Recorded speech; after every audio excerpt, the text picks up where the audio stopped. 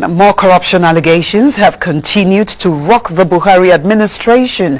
This time, it involves senior officials of the administration and the Nigerian National Petroleum Corporation, NNPC, who are said to have illegally sold off 48 million barrels of stolen Nigerian crude oil and shared the proceeds. The officials involved are yet to admit or deny the allegation. It is becoming a case of 1 week fresh trouble for the Buhari administration as senior officials continue to be linked to corruption.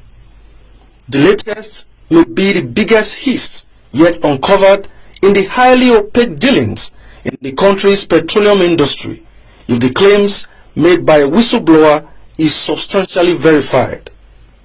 The lead was let open by a Mexico-registered oil and gas trading company, Samano, which claims officials of the Nigerian National Petroleum Corporation, NNPC, the former chief of staff to the president, Abba Kyari, and other representatives of the government connived to sell about 48 million barrels of stolen Nigerian crude oil in China.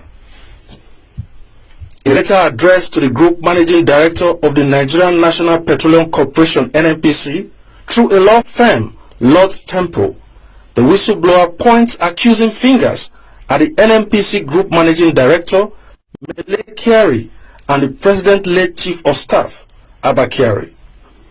The stolen crude, the highly coveted Bonny Light grade, was said to be held up in different ports in China. Senior administration officials were informed of the existence of the crude by the Mexican company, in hopes that as a whistleblower, the company would be entitled to the 5% post-recovery.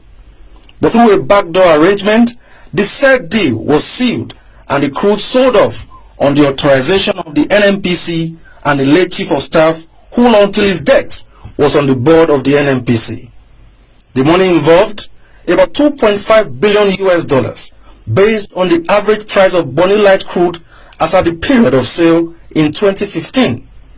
A US-based journalist, Jackson Ode, led the expose. This is a letter from the DSS. This letter clearly shows that there was oil theft moved to China, and also indicates that they were willing to assist the company in the whole matter.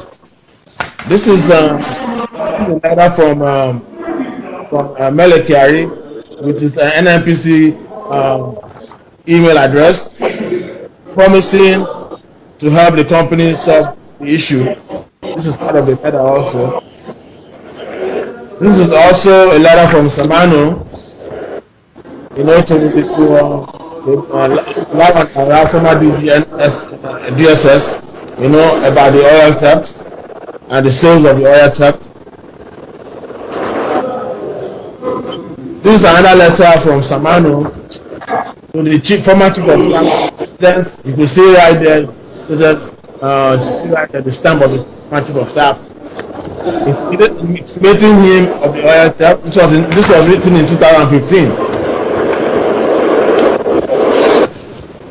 This is part of the letter too. This is also another letter from NNPC on the crude. These are pictures. This is a picture at the Hilton Hotel. This is the current GMB NNPC. These are representatives of Samano, the Hilton Hotel.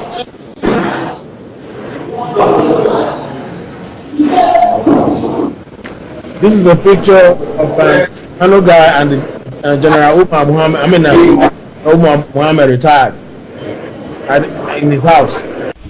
It is not clear whether the $2.5 billion proceeds of the sale was remitted to government coffers. Stolen crude. If you remember, in 2015, Buhari was frequently speaking about stolen crude. In fact, there's a letter Buhari wrote to the Chinese government, asking them to help, which means he knew about it and he was doing what any president would have done.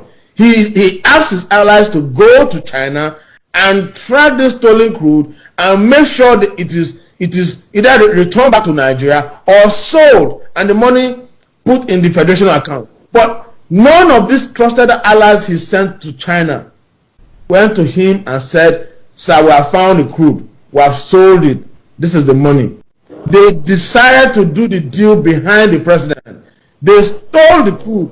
They also stole the money they sold from the crude and shared it among themselves. The whistleblower claims to have been completely blindsided in the deal, even after it had entered negotiations to legally purchase the products from the government, an offer that received no response.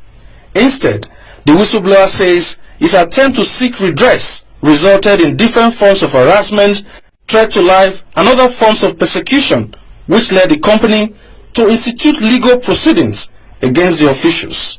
AIT has reached out to the NNPC for a reaction to the claims, but has yet to receive any response for over a week. For now, Nigerians are waiting to see how the Buhari administration redeems itself from the latest scandal and provide convincing answers on the whereabouts of the $2.5 billion.